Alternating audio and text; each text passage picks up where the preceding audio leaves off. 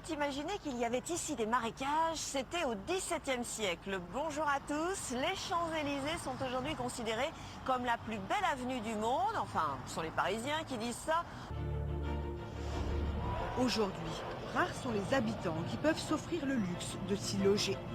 Au total, seuls 82 électeurs y ont officiellement leur adresse et nous irons à la rencontre de ces résidents qui subsistent encore. Ah bonjour, entrez chez moi. Chaque maison de domiciliation, il a environ 1500 clients qui sont domiciliés, seulement ils ont leur boîte postale ici.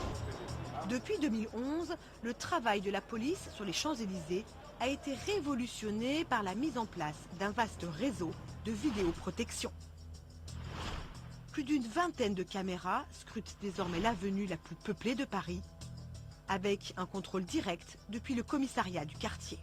Voilà. Donc ça couvre absolument tous les champs. C'est-à-dire que vous pouvez suivre une personne de la Concorde jusqu'à l'Arc de Triomphe. Vous pouvez la suivre de A à Z, en permanence, en changeant de caméra, en passant de l'une à l'autre. Par exemple, si vous prenez une qui est bien, là, qui est située tout en haut de l'Arc de Triomphe, celle-ci, vous allez voir que c'est quand même assez performant au niveau du zoom.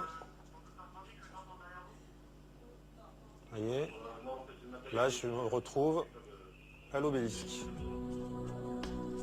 La précision des caméras est stupéfiante et permet de dévisager n'importe quel individu. Population. C'est la foule des grands jours sur les Champs-Élysées. Parmi ce cercle très restreint, presque invisible, nous avons retrouvé l'un d'eux. Il habite au fond d'une galerie commerçante, dans un entresol. Ah bonjour, entrez chez moi. Voilà, c'est chez moi, je vous présente... David Abbassis est un intellectuel iranien. Il habite ici avec sa famille depuis 26 ans. Et venez, c'est par là mon bureau. Écrivain et journaliste, il diffuse des émissions et des chroniques dans le monde entier, depuis ce petit studio. Ici, on va être capté pour YouTube. Ici, pour l'Internet, persiancnn.tv.net. Et là, c'est pour l'envoi sur le satellite Hotbird et Telestar. On va être en direct, c'est-à-dire l'émission va changer. Vous voyez, on peut régler l'image comme on veut. Voilà. Bonjour mes chers amis. À son actif, près de 5000 heures d'émissions sur des chaînes culturelles et laïques. Pour garder notre laïcité en France. Mais sa plus grande fierté, c'est celle d'habiter sur les Champs-Élysées. Bien sûr, sur mon carte de visite et sur tous mes bouquins, et sur mon journal, vous voyez juste en haut, c'est marqué 66 avenue des Champs-Élysées. Oui. Ici, je reçois des gens qui viennent des États-Unis, de Canada, du Japon, de Malaisie. Alors quand je suis aux Champs-Élysées, c'est plus simple, plus facile pour ces gens-là pour trouver les Champs-Élysées. Et prestigieux pour moi aussi, ce n'est pas seulement pour moi, pour le monde entier. Je parle de Champs-Élysées, les gens ils ne croient pas. Pourquoi? Puisqu'il y a plusieurs milliers de personnes qui sont domiciliées sur Champs-Élysées. Par exemple, au 66 avenue des Champs-Élysées, nous avons 5 bureaux de domiciliation.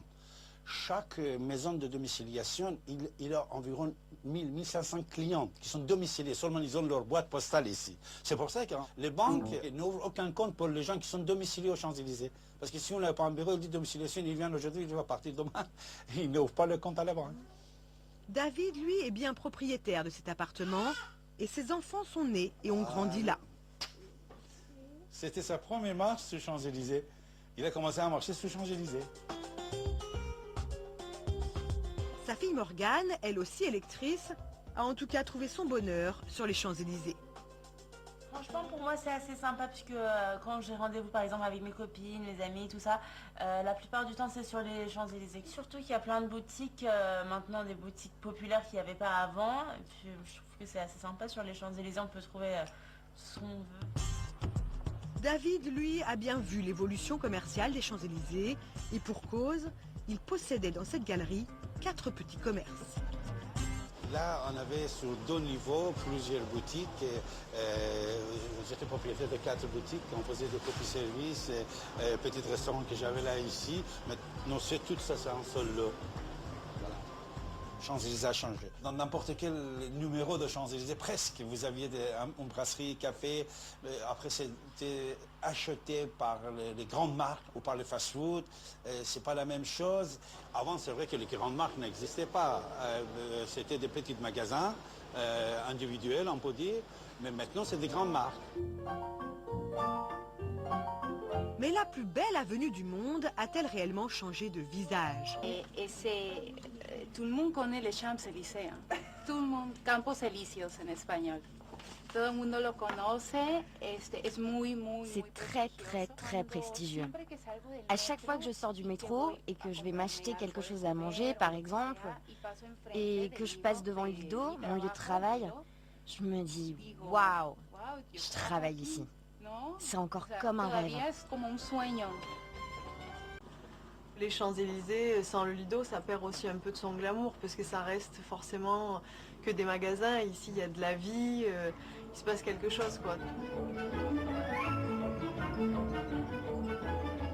Vous connaissez la chanson de Joe Dassin, il y a toujours quelque chose sur les Champs-Élysées. Donc maintenant, oui, chaque événement, on termine sur les Champs-Élysées, forcément. Et si c'était à refaire, oui, je re-signerais tout de suite pour 40 ans. Pour tous, les Champs-Élysées restent donc cette avenue magique qui continue d'attirer et de fasciner le monde entier, de l'Étoile à la Concorde, comme un orchestre à 1000 cordes.